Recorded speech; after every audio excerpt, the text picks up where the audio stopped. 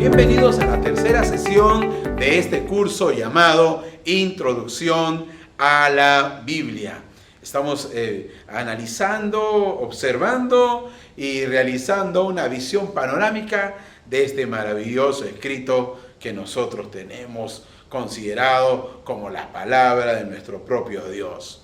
Hoy vamos a ver por qué a la Biblia se le dice el testigo veraz. Para nosotros, la Biblia no solamente es un escrito, obviamente, ni un compendio de 66 libros, sino que la Biblia encierra en sí material histórico necesario para todos nosotros. La crítica destructiva buscó tirar por el suelo toda la veracidad de la Biblia. El ataque constante a partir del siglo XVIII por los críticos liberales acerca de la Biblia, estos teólogos que se prepararon tanto para demostrar que lo que había en ella, el material que había en ella era mentira, han sido y serán refutados siempre. Se encontró la existencia de los acadios, una cultura mencionada en la Biblia, pero que para el siglo XVIII no se había encontrado nada de ella. Entonces ellos consideraban que era una más de las mentiras. También acerca de los filisteos. No encontraban vestigios de esta cultura mencionada en el Antiguo y sobre todo en el Nuevo Testamento. Y nada, por ninguna parte se encontró durante el siglo XVIII alguna evidencia de la existencia de ellos. Pero en estos últimos 200 años, la Biblia ha sido corroborada. Y por más que hayan querido, entre comillas, demostrar su falsedad, ha sido todo lo contrario. La arqueología ha confirmado todo lo que la Biblia dice. Algunos hicieron una crítica muy fuerte al Evangelio de Lucas. Lucas menciona cargos, Lucas menciona ciudades y rutas, y ellos decían, no hay evidencia. Pero los últimos hallazgos arqueológicos dan a demostrar que Lucas en verdad puede ser considerado un historiador Lucas puede ser considerado un verdadero historiador por los datos que nos da no solo de nombres, sino de ciudades y paisajes del siglo I. Ahora, la paleografía, que es la ciencia que estudia los escritos antiguos, llámense estos que han sido escritos en papel, estos que han sido escritos en papiros, estos que han sido escritos en... Ayúdame, por favor, la parte... Espérate, está bien, no lo cortes, después meditas. Los escritos hechos en papiros, en pergamino y en códices. La paleografía ha ayudado a encontrar que no hay otro libro de la antigüedad que contenga mayores evidencias paleográficas, es decir, escritos antiguos, que las Sagradas Escrituras.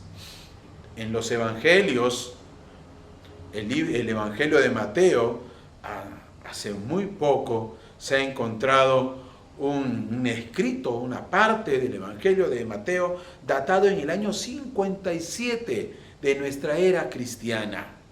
Con respecto al Antiguo Testamento, los escritos más antiguos que teníamos eran del siglo VI, pero gracias a Dios, obviamente, en la cueva de Qumran se encontraron un sinfín de libros de lo que nosotros llamamos el Antiguo Testamento y que los judíos llaman Tanaj.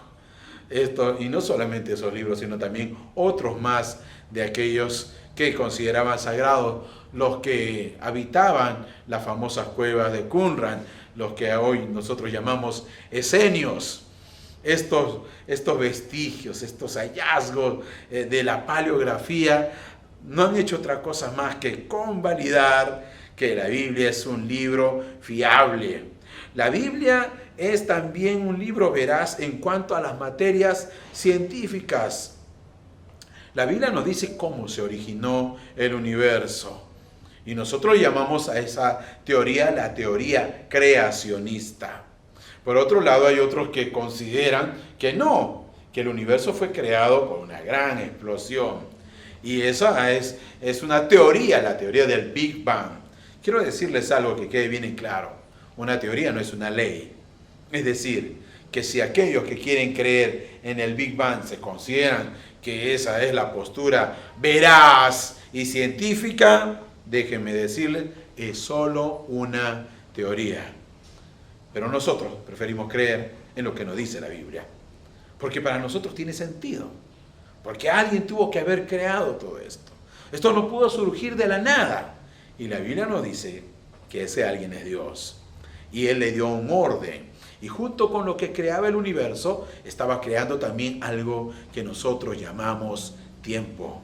Es decir, las leyes del tiempo y el espacio se estaban creando, y eso ha quedado datado en los capítulos del Génesis. En sí, da la apariencia de que hay supuestos conflictos entre la ciencia y la Biblia, pero los grandes apologistas del siglo XX han demostrado que esos supuestos conflictos no son tales. En el siglo XIX, el hombre moderno cuestionó mucho la Biblia. El científico del siglo XIX consideraba imposible poder ver el futuro o viajar al pasado. Pero a raíz de las posturas nuevas, de estas nuevas teorías puestas por sabios como Einstein o Hawking, nos dice que el universo no es tan explicable como nosotros consideramos en la era moderna, y que estos viajes al futuro o al pasado no son tan ciencia ficción, sino que de alguna u otra manera, en forma teórica, se pueden realizar. Bueno, cuando hablamos de profecía, estamos hablando de gente que pudo ver el futuro, y para el hombre moderno eso era imposible. Pero según los postulados nuevos de la física, no es tan imposible. Es más, se dice que puede ser verdad. Entonces, conflictos como estos se irán disipando, desapareciendo, conforme nuestra ciencia, la ciencia humana, vaya avanzando. Por otro lado, hay asombrosas concordancias entre la ciencia y la Biblia. Para la Biblia, la Tierra no es el centro del universo. En ningún momento dice aquello. La Biblia habla de que todo gira. La Biblia habla de estrellas y que cada una tiene una gloria superior a la otra. La Biblia, en el libro de Isaías, menciona acerca de la esfera de la tierra. Y bueno, muchas veces se juzgó que los biblistas o los cristianos pensábamos, proponíamos y queríamos imponer una tierra plana, un universo limitado, pero no es así. No es así. Definitivamente hay concordancia entre muchas de las verdades que dice la Biblia con la ciencia. También la Biblia muestra una actitud correcta con las supuestas dificultades que vamos a encontrar. Algunas veces me preguntan acerca de los dinosaurios, de los ovnis, de vida en otros planetas. Bueno, la Biblia no dice nada acerca de los ovnis. La Biblia tampoco dice nada acerca de vida en otro planeta. La Biblia no se cierra a la existencia de los dinosaurios. Es más, nos menciona que la Tierra estaba en caos, completo caos al inicio del libro de Génesis.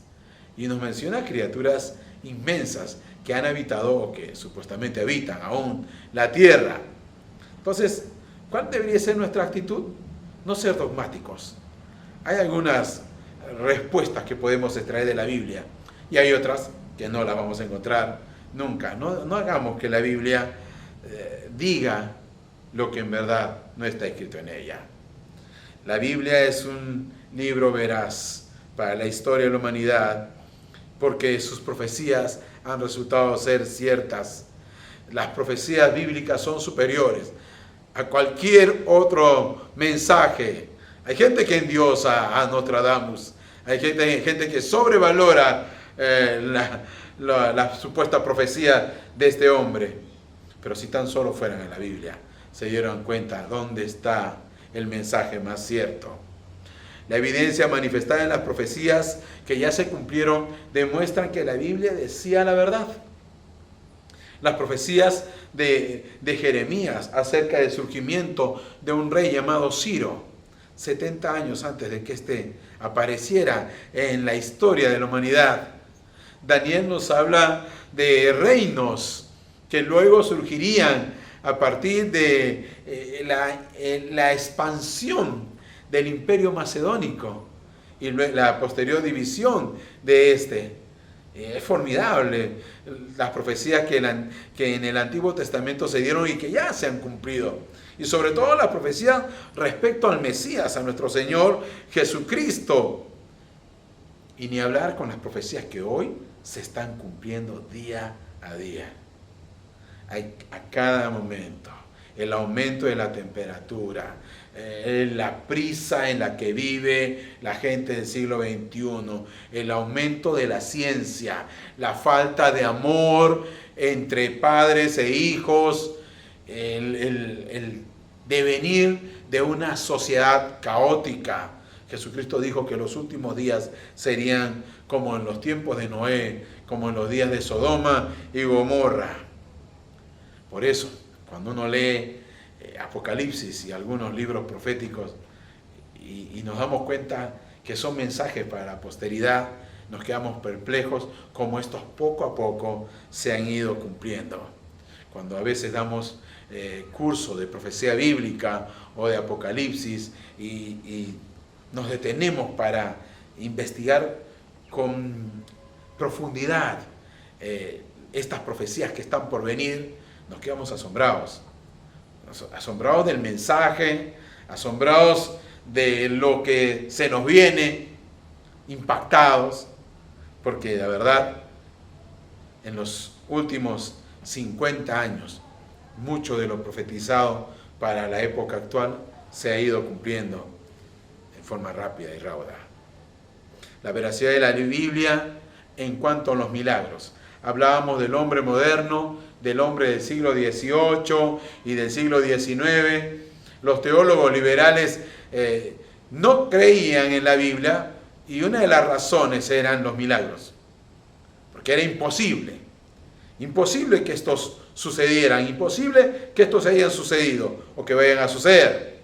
Su negación, su suposición con respecto a los milagros no les hizo ver lo sobrenatural de las Sagradas Escrituras.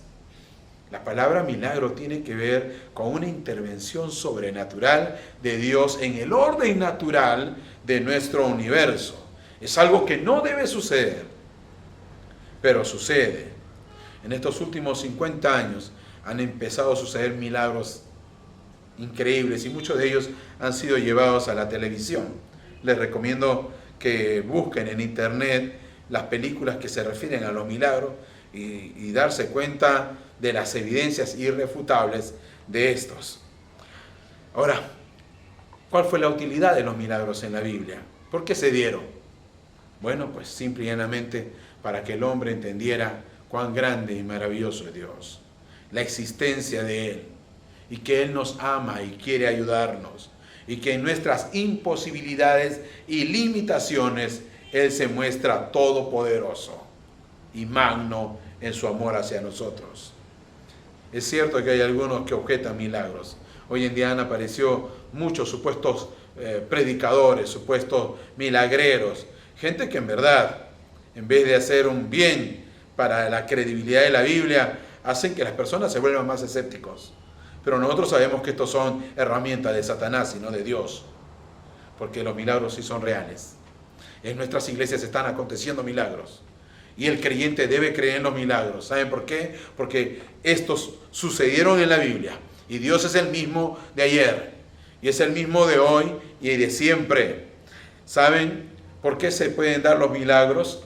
Se dan por un factor, fe, y hay que creer en los milagros.